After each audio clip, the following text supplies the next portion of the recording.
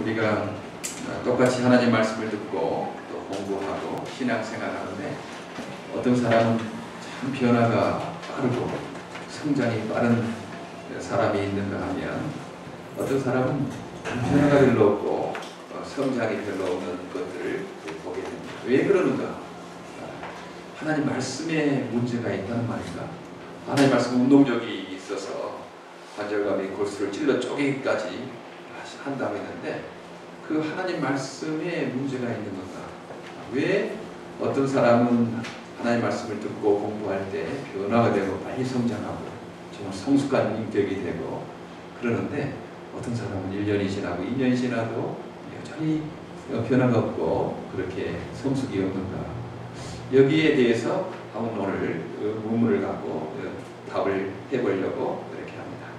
예, 지난주에 예수님께서 가버나움에 들어가셔서 이제 집에 계시니까 사람들이 둘러싸고 예수님의 어머니 마리아와 그 형제들이 찾아와서 예수님을 만나고자 한 거죠. 왜냐하면 예수님이 미쳤다라는 소식이 들리고 예수님이 미쳐서 지금 이렇게 돌아다닌다는 말 듣고 예수님을 잡으려고 이렇게 온 거죠. 예수님을 불렀을 때 예수께서는 그 많은 사람에게 누가 내 형제고 내 자매고 어머니냐 그렇게 말씀하시면서 하나님 뜻대로 하는 사람이 내 형제요 자매요 어머니다 라고 말씀을 하셨습니다. 이것은 우리가 내 가족을 무시하라 뭐 그런 말씀이 아니죠. 성경 전체적으로 부모를 공경하라 가족에 대한 책임을 다하라 했는데 우리는 너무 내 가족 내 핏줄 이것만 모여가지고 정말 더 이 땅에 가난하고 소외된 사람들, 어렵고 힘든 사람들, 다른 민족들 이런 것들을 돌아보지 못하는 어떤 가족 이기주의에 빠진 경우가 너무 많거든요. 내 핏줄에게만 유산을 하게 되고 내 핏줄만, 내 가족만 편하게 살면 된다는 것들을 경고하기 위해서 예수님께서는 하나님 뜻대로 행하는 사람이 내 형제요 자매요 어머니다 라고 말씀하시면서 우리는 내 가족에 대한 책임을 다할 뿐만 아니고 이 땅에 다른 사람에 대한 가족, 장애 때문에 어려움을 당하고 있는 사람들 가족, 또 여러 가지 어려움에 처한 사람들의 가족도 우리가 품을 줄 아는 그런 사람들, 그런 크리스찬, 꼭 내 민족뿐만 아니고 다른 흑인 형제들, 아프린 형제들, 다른 백인 형제들, 좀 시리아 난민들, 우리가 지금 당장 가서 하지는 못하지만 참 안타깝게 생각하고 그들의 가족들을 생각하는 그런 마음으로 우리가 살아가야 되겠다라고 말씀을 드렸습니다. 예, 오늘 집에서 나오셔서 이제 다시 바닷가로 가셨어요. 예수께서 바닷가로에서 많이 가르치시는 것을 볼 수가 있습니다. 갈릴리 호수라고 할 수 있죠. 그러면 그게 이제 바람이 싹 위에서 마이크 시설처럼 그렇게 사람들에게 터지는 것을 볼 수 있습니다. 수많은 사람들이 이렇게 언덕 위에 앉아 있고 예수님께서는 바닷가에서 이렇게 말씀을 하시면 바닷바람이 싹 불으면 많은 사람이 퍼지고 있지 않습니까? 근데 하도 사람들이 많았기 때문에 예수님께서 배를 불러서 이제 배에 올라타시고 약간 떨어져서 이제 배에서 말씀을 하시는 거죠. 그러면서 이렇게 비유로 말씀하십니다. 어떤 사람이 씨를 뿌리러 나갔다. 씨를 뿌리러 나갔는데 더러는 길가에 뿌리고 그러니 새들이 와서 먹어버렸다. 또 이 사람이 씨를 뿌리는데 돌짝밭에 뿌렸는데 그 돌짝밭에 뿌리가 깊지 않은 곳 햇빛이 남에 뿌리가 말라서 죽어버리고 말았다. 또 씨를 뿌리는데 이 뿌리가 가시덤불 밭에 뿌려지게 되었다. 그런데 이 씨가 좀 자라다가 가시덤불에 찔려가지고 그냥 자라지 못하고 열매를 맺지 못하고 죽고 말았다. 그런데 한 씨가 떨어졌는데 거기에는 가시도 없고 돌짝밭도 없고 딱딱하지도 않고 그래서 그 씨가 30배, 60배, 100배의 열매를 맺게 되었다라고 이렇게 예수님께서 가르치신 거죠. 그러니까 사람들은 무슨 말씀을 하는 건가 잘 모르는 거예요. 그래서 몰라서 이제 여기 본문에 나와 있지 않은데 예수님의 제자들과 또 여러 사람들이 예수님 혼자 계실 때 예수님 지금 가르치신 말씀이 무슨 뜻입니까? 우리들에게 좀 설명을 해주시기를 이렇게 바랍니다. 그렇게 말씀했거든요. 그때 예수님께서 이제 그 풀이를 해주십니다. 이제 그 길가에 뿌려진 밭은 어떻고, 그 다음에 돌짝밭에 뿌려진 밭은 어떻고, 그 다음에 가시덤불에 뿌려진 씨는 어떻고에 대해서 말씀해 주시면서 예수님이 이렇게 가르치실 때 참 비유를 통해서 많이 말씀하시거든요. 메타포라고 은유라고 할 수 있죠. 은유를 통해서 많이 말씀하시는데요. 참 요즘에 그 문학이나 또 시나 여러 가지 것 중에 이 메타포, 은유를 쓰지 않냐면 이건 굉장히 좀 잘 평가해주지 않는 경우가 참 많이 있습니다. 저도 이제 시를 공부해 보면서 전에는 김소래 시들을 좀 좋아했거든요. 중고등학교 때 뭐 그런 시 있지 않습니까? 뭐 초원이라는 시는 뭐 그래요. 내가 이게 좀 적어봤는데 상산이 부서진 이름이요, 뭐 허공 중에 헤어진 이름이요, 뭐 부르다가 내가 죽을 이름이요, 뭐 그렇게 그런 말들. 상산이 부서진 이름이요, 허공 중에 헤어진 이름이요, 부르다가 내가 죽을 이름이요, 심중에 맺어 있는 그 악마들을 끝내 마주하지 못하였구나. 그러면서 서울의 시를 막 외웠던 그런 기억이 납니다. 그런데 이런 시들은 요즘에 잘 안 알아줘요. 그때 당시에는 뭐 멋있다 그러지만 여기는 그 은유가 별로 없거든요. 그냥 뭐 내가 살아간다 뭐 이런 정도거든요. 근데 우리 유치한 선생님의 시 깃발 같은 경우는 참 그 아름다운 은유가 많이 표해 있는 거죠. 깃발을 유치한 선생님 보면서 그것은 소리 없는 아우성, 저 바다를 향해 예치는 영원한 노스텔지아의 손수건이라고 그렇게 말하는 겁니다. 이 깃발을 보면서요, 깃발이 저 이상을 찾아서 향해 나간다 뭐 이런 식으로 말하지 않았어요. 그건 시가 아니죠. 저 깃발은 소리 없는 아우성이다.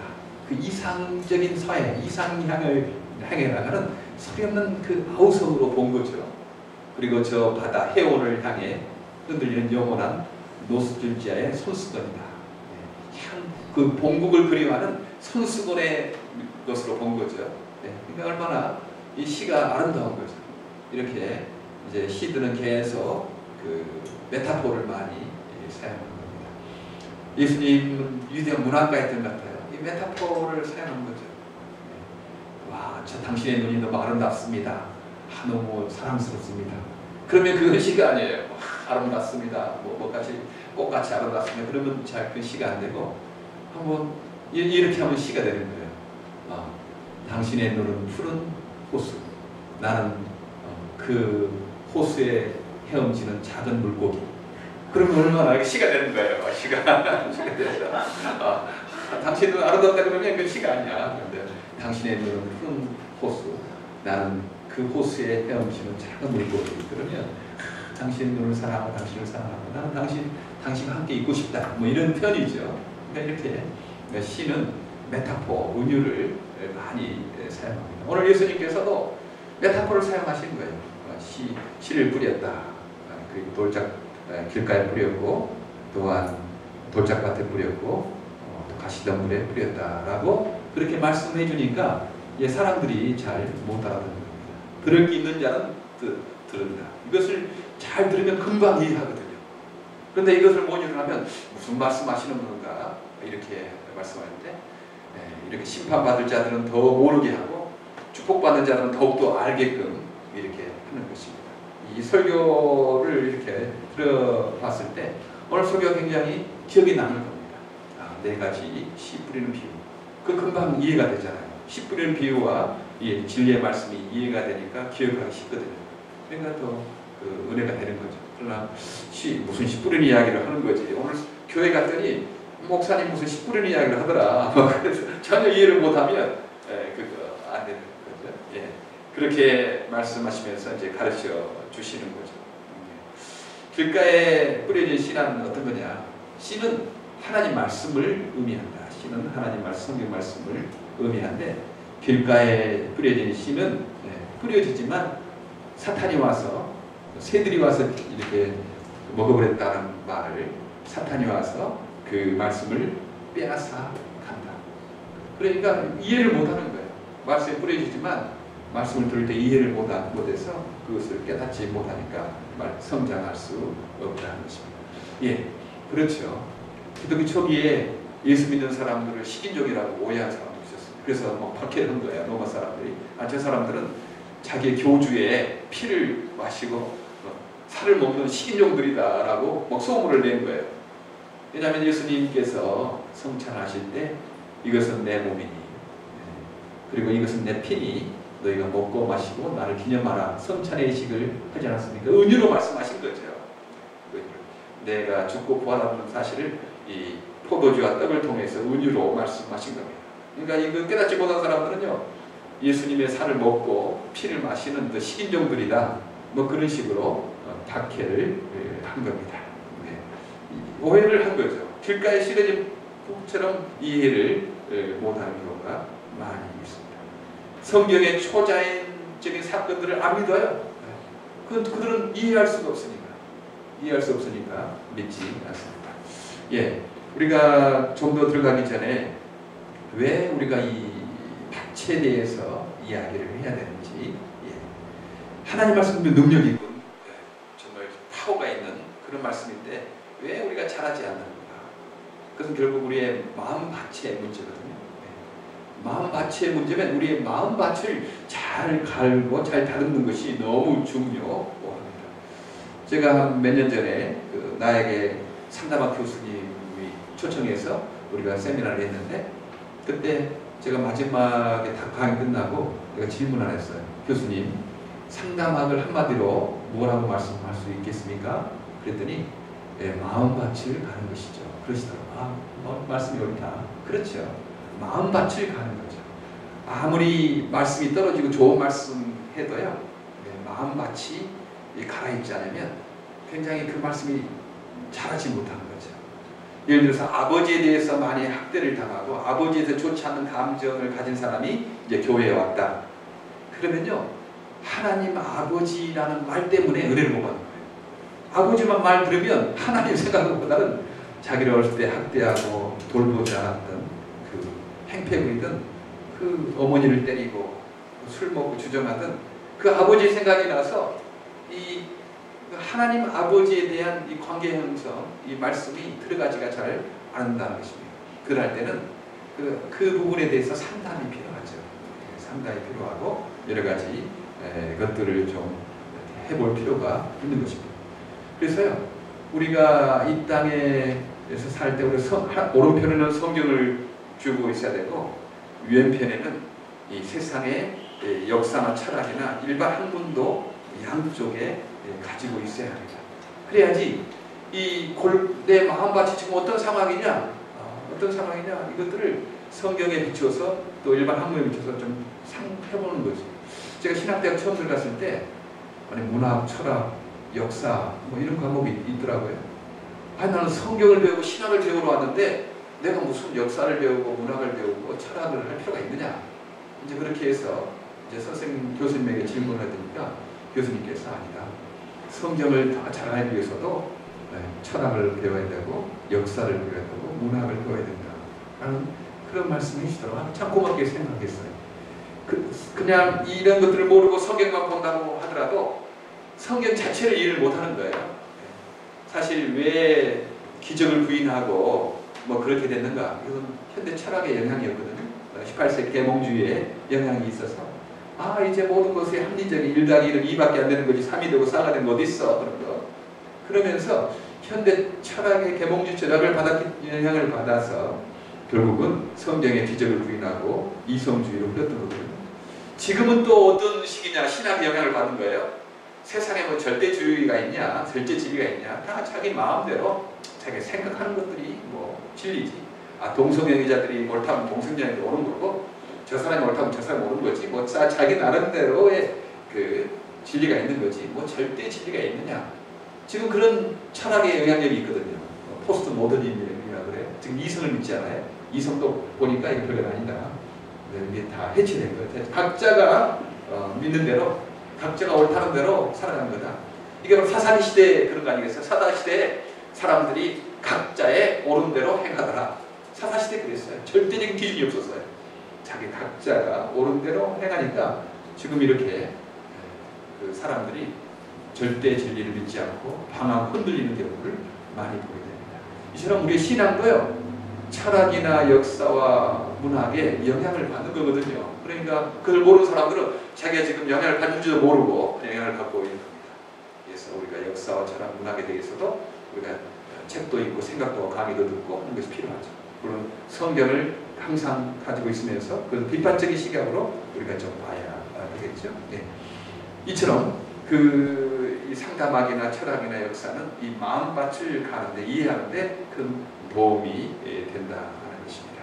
예. 걱정은 아무리 똑똑한 사람도 성령님이 아니면 마치 사탄이 그 말씀을 뺏어가듯이 믿지 않는 거죠. 믿을 수가 없는 거예요. 성경을 안 믿는 신학 교수들이 많이 있습니다. 홍해가 갈라져서 어떻게 하나님의 백성이 건너갈 수 있느냐? 그런 기적은 없다. 뭐 그렇게 말하는 거예요. 근데 어떤 젊은이가 그런데 더 큰 기적이 있는데요. 어떤 거냐면 그 사람은 홍해가 갈라져서 가는 것도 아니고 조금 홍해에 좀 이렇게 깊지 않은 그런 데가 있으니까 거기를 가다가 그냥 건너갔다 이렇게 생각하거든요. 근데 그 어린아이가 그래 이상한데요? 그런데 그 얕은 물에서 그 이집트 군사가 빠져 죽었다고 하는데 그건 더 큰 기적이네요? 그랬다고 말해요. 그렇죠. 이성적으로 안 믿는 거예요. 예, 그 사탄이 와서 뺏어가니까 이해를 못하는 것입니다. 주님께서 아브라함에게 명하신 독자 이삭을 바치라고 명령했는데 이삭을 잡으려고 하자 주님께서 아브라함아 그러지 말아라. 저 숲풀에 보면 수양이 한 마리 있는데 그걸 잡아다가 나에게 바쳐라. 제가 보니까 숲풀에 수양이 이 나무에 걸려서 있거든요. 그걸 잡아다가 이렇게 하나님 제사를 드렸다. 그래서 하나님께서 준비하신다. 여호와 이레라는 말이 거기 나왔어요. 근데 이 아무리 똑똑하고 머리가 IQ가 좋은 사람도 그 성령님이 아니면 이해를 못하는 거예요. 길가에 떨어진 씨처럼 사탄이 와서 먹어버리니까 믿지 않는 겁니다. 그런데요, 우리들은 그 말씀 얼마나 이해가 됩니까? 하나님께서 나에게 미래를 예비시켜 놓으셨구나. 나의 미래를 준비해 놓으셨구나. 그런 어떤 하나님 여호와 이래 내일 준비해 놓으시고 모레 준비해 놓으시고 내 장래를 위하여 준비해 놓으셨구나. 내 위해서 준비해 놓으시고 미랄 동산주를 위하여 준비해 놓으시고 미랄 성교단을 준비해 놓으셨다 생각하면 막 용기가 나지 않습니까? 성령이 믿는 사람들은요, 이게 다 믿어지거든요. 그런데 길가에 떨어진 사람들은 사탄이 와서 짓기 때문에 믿지 못한다. 이렇게 풀이해 주시고, 두 번째, 돌짝밭에 떨어진 씨가 무엇이냐? 그건 다른 것이 아니고 그들은 말씀을 듣는 기쁘게 말씀을 받아들인다. 그런데 그들 속에 뿌리가 없어서 오래가지 못하고 그 말씀 때문에 환난이나 박해가 일어나면 곧 걸려서 넘어진다. 노래 받는 거예요. 주일날 예배할 때 노래 받고 어디 부흥회 갔을 때 노래 받고 그러지. 그런데 이분들은 뿌리가 없으므로 피 빼내지 못하는 거예요. 말씀으로 인하여 박해와 환난과 손해가 되면 금방 걸려서 넘어진다 하는 것입니다. 돌짝밭에 뿌려진 씨라는 거죠.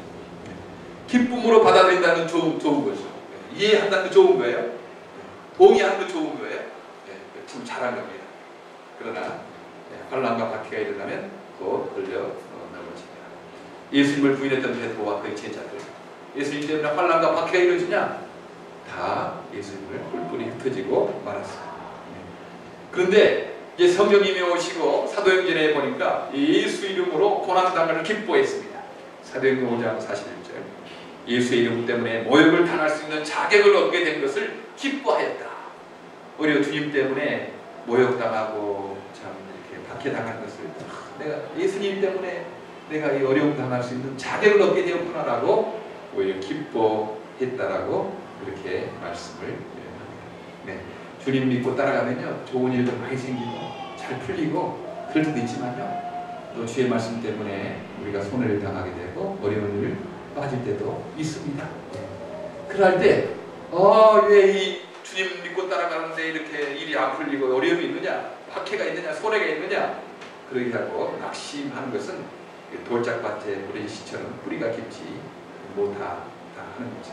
네. 우리는 그러할 때 어떻게 된다? 이렇게 저는 개인적으로 어려움이 있을 때 어떤 생각을 하냐면요. 전에 나에게 은혜 주셨던 하나님을 기억하는 거예요. 그때 그 어려울 때 주님께서 은혜를 베푸셨지. 네? 뭐 그런 것들을 기억하고 또 기록해 놓은 것입니다.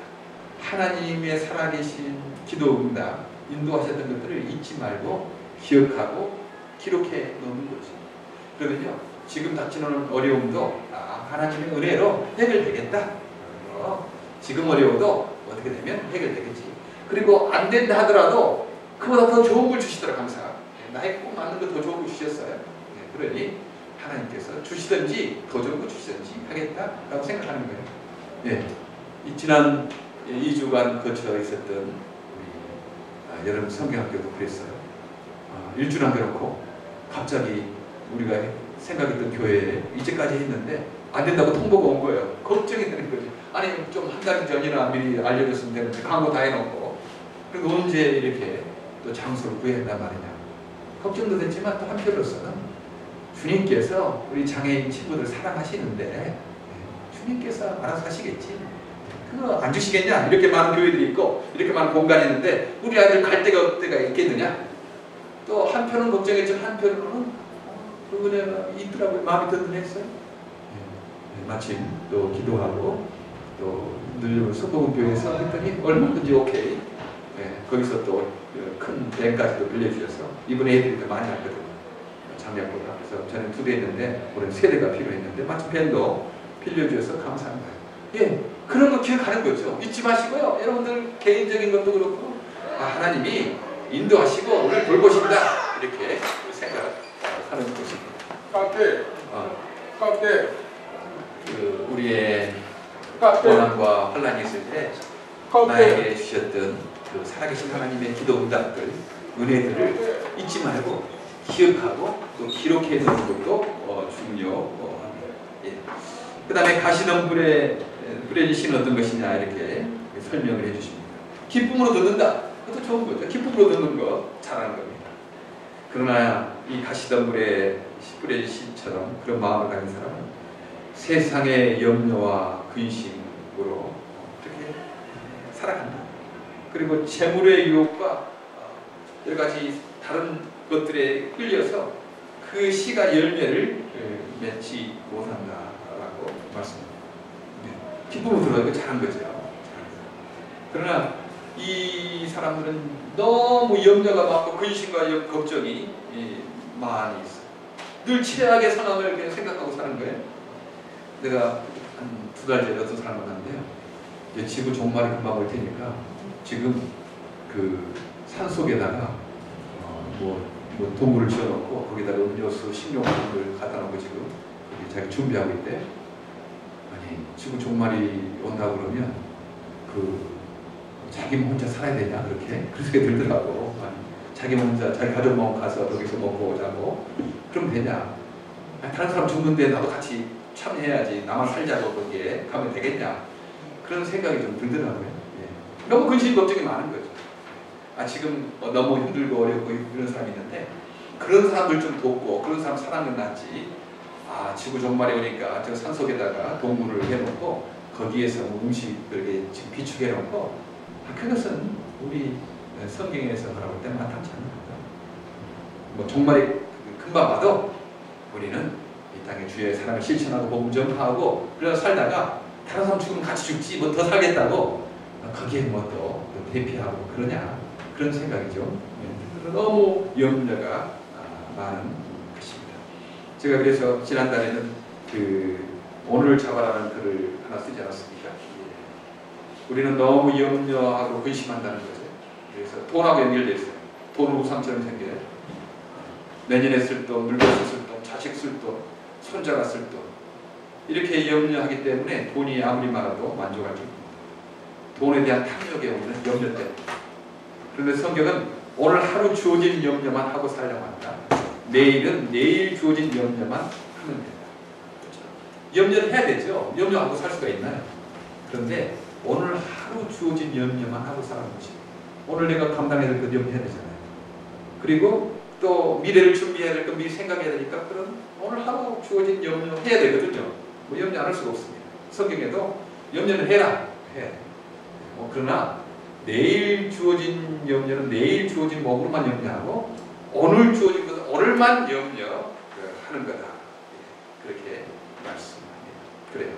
우리는 뭐 너무 그냥 미래 뭐 해가지고 너무 근심하고 염려하지 마시기 바랍니다. 그러면 감사를 빼앗아가고 기쁨을 빼앗아가거든요.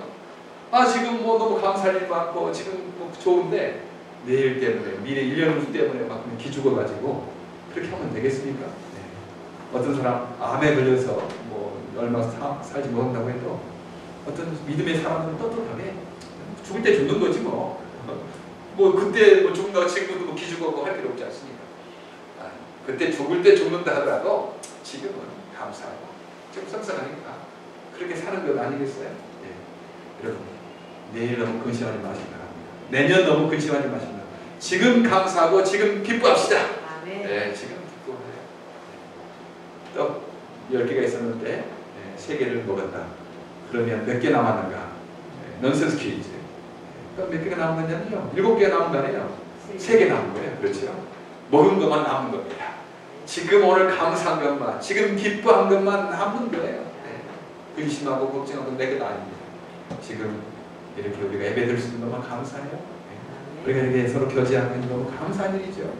네. 우리 조그만 집에 이렇게 뭐 수많은 사람 모여서 이렇게 한다는 건 감사한 일이죠. 저는 이렇게 설교하는 거 너무 감사한 일이라고 생각해요. 설교하고 이렇게 하는 거 너무 감사하게 생각하고 있습니다. 네. 그렇게 너무 염려하고 근심하지 말아라. 예. 재물의 유혹이 있다는 거예요. 예. 재물의 유혹과 돈은 연결되어 있어요. 예. 물질이 필요하지만 돈이 많은 사람을 행복하게 하는 것은 아닙니다. 돈을 사랑하는 것이 일만하게 뿌리가 되나니 이것을 사랑하는 자는 믿음에서 떠나 많은 근심으로 자기를 찔렸느니라. 디모데전서 6장 10절의 말씀을 하고 있는 것입니다. 여러 가지 근심과 걱정뿐만 아니고 뭐 돈에 대한 욕심, 뭐 돈을 더 벌어야 된다고 생각하고 너무 그걸 쫓아다니니까 믿음에서 떠나 많은 근심으로 자기를 찔렀대요. 아니 돈이 많으면 근심은 걱정 없을 것 같은데 오히려 많은 근심으로 자기를 찔렀다고 디모데전서 6장 10절에 말씀하고 있습니다. 우리는 이 땅에 살아갈 때 돈을 위해 사는 거 아닙니다. 먼저 그의 나라 앞에 의를 구하여 나갈 때 돈이 오는 거고 다른 것들이 오는 거지 우리가 세상 것들을 목적으로 살아가는 것이 아니다라는 것입니다. 예. 그런데 네 번째 땅은 좋은 땅에 뿌려진 씨네요. 이 씨는 이 뿌려진 씨는 말씀을 잘 받아들여서 30배, 60배, 100배의 열매를 거둔다고 합니다. 네 가지 가치 있어요. 과연 나는 어떤 가치인가 한번 생각해 보시기 바랍니다. 나는 길가에 뿌려진 그런 씨처럼 그런 길가밭인가, 아니면 돌짝밭인가, 아니면 가시밭인가, 아니면 옥토밭인가. 우리는 기본적으로 예수 믿는 사람들은 주의 말씀을 기뻐하는 거죠. 기뻐하는 거예요. 예수 안 믿는 사람처럼 그 무슨 말인지 그런 거 이해를 못하는 사람 아닙니다. 우리는 길가밭은 아닐 거예요. 그렇다고 완전하게 뭐 옥토밭인 사람 별로 없습니다. 저도 제가 옥토밭이라고 생각하잖아요. 아마 두 가지 밭이 혼동되어 있는 것 같아요. 하나는 내 마음밭이 돌짝밭이고 또 하나는 가시밭이라고 생각해요. 두 개가 좀 혼동되어 있더라고요. 그래서 내가 해야 될 일은 이 돌짝밭 같은 내 마음에 그 뿌리를 더 깊게 내리는 것이다. 돌을 파내고 뿌리를 깊게 내리는 이런 것들이 나에게는 필요하다. 그리고 염려와 근심, 두려움과 걱정 이것들이 내 마음에 있으니까 이것들은 주의 말씀으로 제거하는 일들을 내가 좀 계속 해야 되겠다라는 생각을 하게 됩니다. 여러분은 어떨까요? 여러분은 과연 어떤 것인지. 어떤 사람들은 정말 염려와 근심 너무 가시가 많아. 그래가지고 이 시가 하나님의 말씀을 잘하지 못하는 그런 사람이 있는가 하면 어떤 사람은 지식은 많이 알아. 말씀 많이 알고 그런데 하나님이 고난 가운데서 날 지켜주시고 은혜 주신다는 이 체험적인 신앙이 부족해서 조금 환난을 당해도 두려워하고 무서워하고 그렇게 떠나는 그런 그 사람이 있을 수 있다 하는 거거든요. 오늘 주님께서 씨는 문제가 없는 거다. 그런데 문제는 너의 마음밭이다. 너희가 길가밭이냐, 돌짝밭이냐, 혹은 가시밭이냐, 아니면 좋은 밭이냐, 우리를 진단하고 우리의 마음밭을 가는 저와 여러분 되기를 간절히 바랍니다. 네, 기도하겠습니다. 하나님 참 감사합니다. 오늘 또 주님께서 저희의 마음밭에 대해서 설명을 해주셨습니다. 우리 돌짝밭 같은 밭이 있다면 뿌리를 깊게 내려서 살아계신 하나님을 경험하고 고난 가운데서 역경 가운데서 주님의 주시는 은혜를 체험하는 그런 사람들 되게 해 주시고, 너무 염려와 근심이 많다면 하나님 주의 말씀과 주를 의지하는 믿음으로 우리의 가시, 염려, 근심을 제거하는 담대히 살아가는 우리들이 되게 하여 주시옵소서. 우리를 통하여 주님 많은 열매를 거두어 주시옵소서. 감사하고 예수 그리스도 이름으로 기도하옵나이다. 아멘.